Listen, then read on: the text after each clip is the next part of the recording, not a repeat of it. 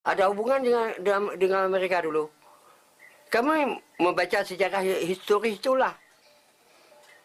Abu Khalid explained that several years after World War II, the Dutch finally conceded independence to the East Indies. The Dutch colony, including Aceh, became the Federal Republic of Indonesia. Khalid told me Aceh's leaders believed Aceh would be left alone to rule itself inside the sprawling new nation. But Indonesia's government in Java centralized power and stripped Aceh of its provincial status. Ini orang Jawa ini dibilang demokrasi, tapi autokrasi dia.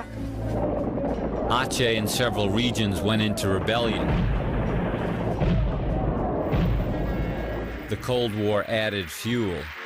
The left-wing rhetoric of Sukarno, Indonesia's president, terrified America, which ferried guns to the Acehnese and other rebels. Saya dilatih oleh tentara Scott namanya, orang Amerika juga, Scott. Di Rampo Khanup, di Banda Aceh. While the Acehnese regained their provincial status and some autonomy by 1960, growing authoritarian rule Indonesia-wide, and then General Suharto's dictatorship undercut Aceh's new freedom.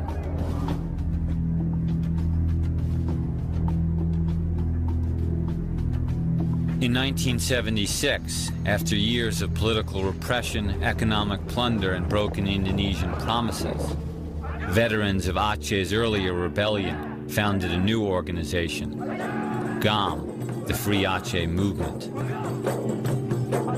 GAM's goal was Aceh's total independence from Indonesia. Dan Bapak di dalam agam sekarang? Saya GAM. GAM